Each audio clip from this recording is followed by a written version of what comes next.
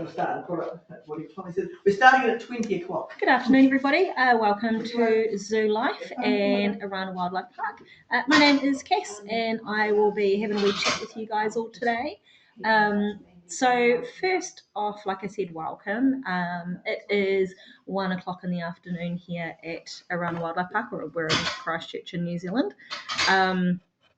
If you guys have got any questions, then pop it in the comments box there on the side of your screen, and I will do my best to answer them. You've got control of the camera as well, so you guys that have been here before, you know how this all works. If you are new, then you can scroll around your enclosure, so you can go from left to right. Obviously zoom in on, I'll try that again, obviously be able to zoom in on our animals, and also zoom out as well. So please feel free to have a wee play around and see if you can find these guys. So we're with our meerkats today. We've got 4 meerkats in their enclosure. Hopefully you have seen them at some stage, or if you move the cameras around, we'll be able to find them.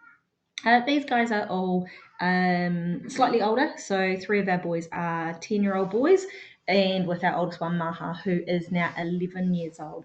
He just turned 11 at the beginning of this month, so he's definitely getting up in age. Like, meerkats don't have the biggest lifespan in the world, unfortunately. Kind of looking at roughly about 15 years is a good lifespan for them. But you know, same as other zoos around the world and other facilities like ours as well, they don't have predators as such. So in captivity, they tend to have a slightly longer lifespan than they would in the wild. This is due to obviously reasons of no predators out there, but also they don't have to worry about, you know, finding where their food's going to come from day to day, or what kind of water they're going to get. Everything is basically gifted to them. So these guys get fed multiple times a day. We give them lots of little snacks throughout the day, so anywhere between about 4 and 5 meals each or per day is what they'll get here. So generally breakfast, morning tea, lunch, afternoon tea, dinner. That's the way I kind of look at it. They've already had 2 meals. They're coming up to their 3rd meal very soon, which will be their lunchtime meal. So this morning they would have had some yummy breakfast. Could have consisted of anything from eggs. Scrambled eggs is a good one to do. Can be nice and warm for them. Through to sometimes we'll give them, you know, chicken livers, chicken hearts, mice, anything like that. Those kind of feeds we do tend to do quite early in the morning. Not really for any particular reason, but oh my goodness, what a view. But more because people don't really like animals or seeing animals eat things like mice. So we kind of do that one early in the morning when the visitors aren't in the park yet. And for the visitor feed, when they have it at 10:45 in the morning, we'll give them something more like your vegetables. So this morning they got some carrots. They were not happy about that at all. It's not their favourite food in the world. They would much rather have had something yummy and delicious. But of course, you gotta keep a varied diet for them, and make sure they get their vegetable intake. So they have eaten it begrudgingly, but yeah, definitely wasn't a favourite for them. They do get things like mealworms as well, superworms, locusts, all sorts of different stuff. Favourite food is scorpions. Now we don't get scorpions in New Zealand in the wild, but I did hear that one of our keepers has managed to source some through a supplier. So they come in, I believe, I haven't seen them and I don't know if we've had them yet or if we will get them, but they come like dehydrated. So it'll be interesting to see if we ever did get them. They get taught at a very young age how to rip that stinger off by their parents and discard it nice and safely, and then be able to eat it in an easy way. I do have this is something we use for our school-based education classes. So just a scorpion, because we don't have them here, it gives people an idea of what they actually look like. So if you can see the stinger, I've got to do it the right way there, do back to front. that stinger there, yeah, they get taught how to rip that off and throw it away and then be able to eat all the rest. So it'd be interesting if we ever did get dehydrated ones, A, what they'd look like, and B, whether they'd had the stinger on them already, or if that's something that that would get taken off before they imported them into New Zealand. And again, I don't know how the meerkats would go with them because they've never had them before. They might not actually find them delicious, whereas in the wild they're a bit like a delicacy. So something that they really enjoyed. To my radio's down there. What a great photo you got there, Hungry Hippo. Well done. It was definitely, they looked very cozy, all snuggled up together. Very good. So you can see one standing up here in amongst the trees. Well, they're not really trees as such in there. We kind of, with their enclosure, we replicate it as much as we possibly can to be like what it would be in the wild. So where they're from is the desert, the Kalahari Desert. I always want to say calamari, and I know it's not that, but anyway, so the Kalahari Desert. Where it is just dry, stony ground, basically. Not a lot of shelter, not a lot of places to hide. We obviously give them a little bit of shelter in here as well through the trees and the foliage and the tunnels and that to protect them from all the weather elements. It is meant to be summer still here. We've had a pretty crappy summer so far, I believe, especially February has not been warm whatsoever. We've had way too much rain for my liking, but it's good for these guys because it does give them a little bit of that protection as well. I've had the last couple of days off, so today is my Monday. So I know on Saturday it was miserable here. The rain started in the afternoon and didn't stop until basically yesterday afternoon. So not sure how these guys were, but I reckon they were probably snuggled up together, possibly under the rock. I would not have been surprised either if their heater was on. We're talking about this morning. I even turned my heat pump on at home on Sunday. It was that cold. Considering it's supposed to be peak summer. So yes, hasn't been the nicest in the world, and I dare say these guys were probably all snuggled together, all cuddled up and staying nice and warm, and hopefully nice and dry. How are you today, Animal Princess? I hope you're well. You do get me again this week. I apologise. So apparently Helen and I decided we'd do 2 weeks in a row. We have been doing weekly turnabouts. So I take care of 1 week and then have 1 week off. But we decided we'd do 2 weeks in a row because of one of our feeds are changing up. So on Wednesdays we do gibbons 1 week and then the following we do Nyala. And we decided because if one of us would only ever be doing gibbons and one of us would only ever be doing Nyala, we'd swap it up and do 2 weeks in a row. So you get me again. So anything you guys want to know, I mean, you probably know more than I do anyway, but if there's anything you do want to know, pop it down and yeah, if I don't know the answer, I will go and find out. I did find out, we were talking last week, I'm not sure if you were on at the time, about one of our Kiwi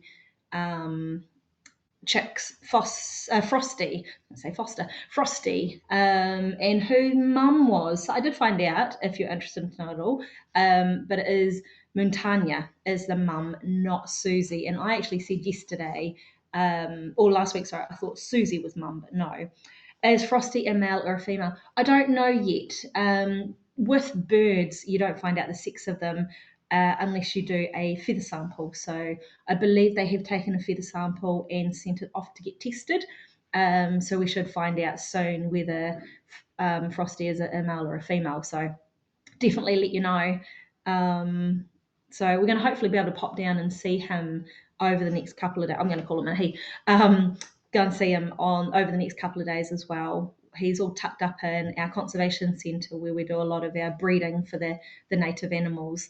And apparently super cute. He's got a little white marking on his face. So can't wait, and I'll let you know. I'll see if I can do some sneaky photos or something while I'm there.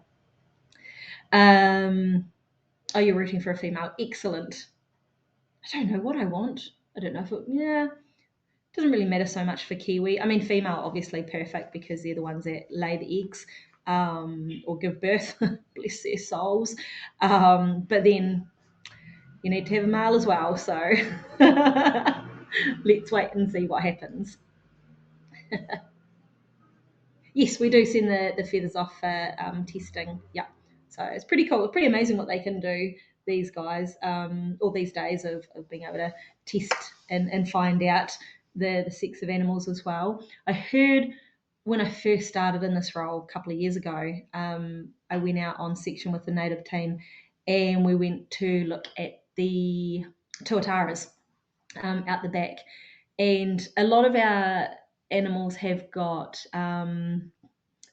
just generic names, and a lot of them turn out to be males with female names because at the time when you name them, you're not sure of what the sex is. And I'm pretty sure tuatara, one of them that you don't find out for years, like 10 plus years before you can actually or before you find out what the sex is. So yeah, a lot of them have definitely got female names. We've got a emu bird here. He is our dad with the name Dorothy, because we used to think Dorothy was a female, and it turns out Dorothy was not a female. So, and it's pretty cool to keep their names. We just shortened it to Dot, even though his official name is Dorothy. So it's pretty cool sometimes, and I love that we don't change their names. That's their name that they were given, and that's just how it stays in a way. So. Okay, yes, I'll go back to meerkat, sorry. How much do they weigh? So, oh my goodness, I haven't said this for a long time. Let me have a look. Not much at all. They are fully grown. They're only just over like a ruler, so roughly about 45 centimetres tall when they're fully grown. But I've got it in here. Let me have a quick wee look for you through my ginormous pieces of paper. Bella, Andy's outside. Let's have a wee look. Oh my goodness. Why do I not have? I want to say like about a kg, but why do I not have it written down? Right, let me come back to you with it. I'm pretty sure I have it in some of my notes somewhere. You know when you have notes that you hide, you put them away and then in that nice safe place, and then you kind of forget where they are. And I'm not the fastest reader in the world, so all right, I'm going to look on something else while we keep chatting. Terrible. So these guys, you'll know that they've got different names. We've got Diallo, Maha, Menso, and Mashaka. With their names, they've got different personalities. Their names kind of. No, I don't know where I was going with that. Hang on. I've completely got myself stumped. No, I'm going to find out for you. Put that away. But yeah, I'm pretty sure they don't weigh. I want to say less than a kg, about 1 kg. But I'll come back to you, and I will promise you I'll let you know. Apologise for that one. What senses do they use best? Well, this one I definitely can answer. Their best sense for them is their sight, and also their hearing. Generally, their sight though. So with them, they're up on what this one here is doing now called sentry duty. So they're kind of standing at that really high vantage point, just keeping an eye out on anything that's around them that could be threat.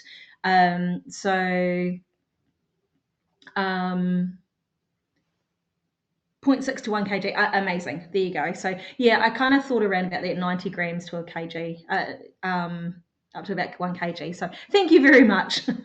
I will find it too. I bet you it's right in front of my face and I just can't see it for looking.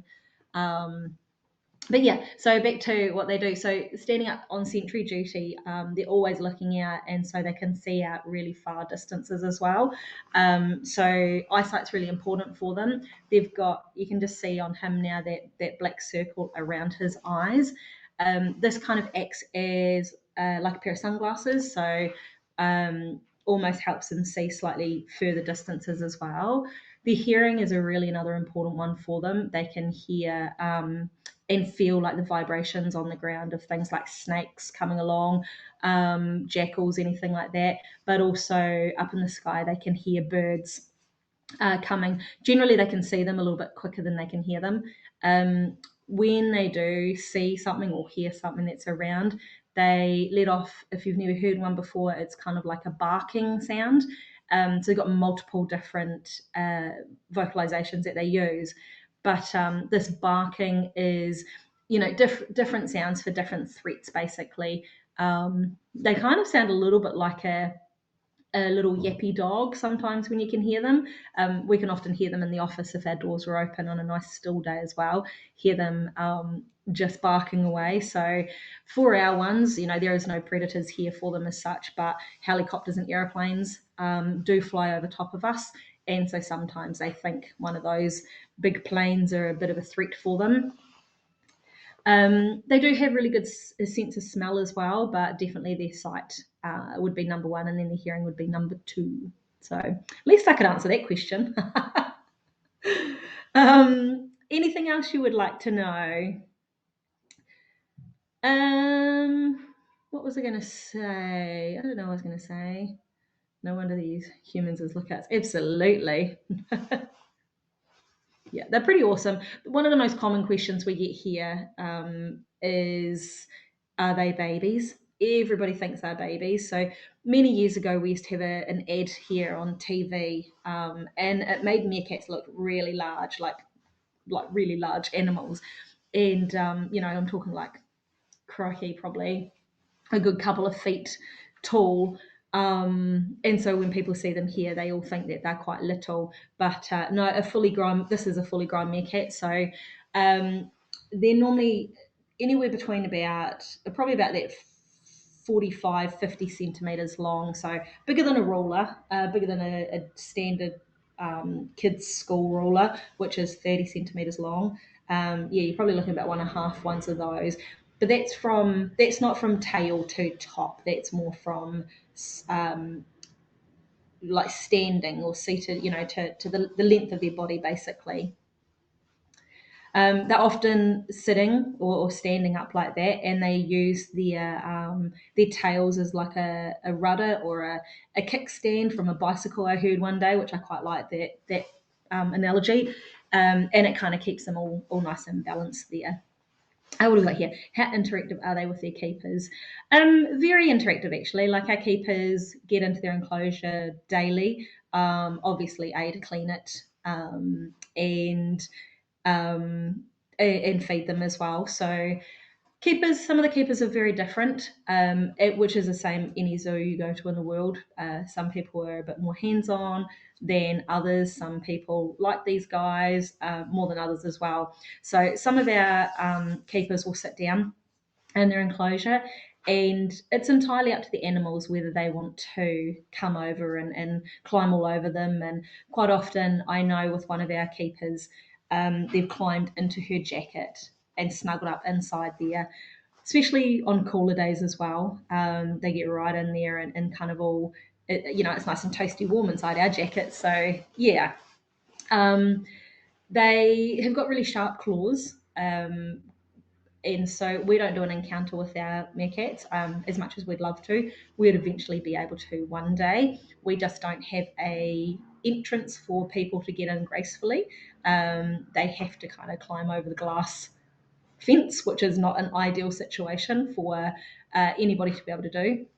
But yeah, I mean, meerkats are a pretty social animal. They're quite a gentle animal. I mean, yes, they've got claws. Yes, they've got teeth.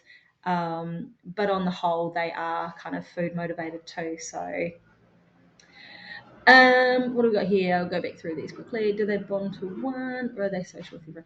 Kind of more social to everybody. Unlike some animals, I'll use gorillas for an example. I know our gorilla boys especially prefer our female keepers to our male keepers. I'm not sure why, but they haven't. I mean, they take to the male keepers, but they do definitely like, I think, the sound of our female keepers, possibly the smell of them as well.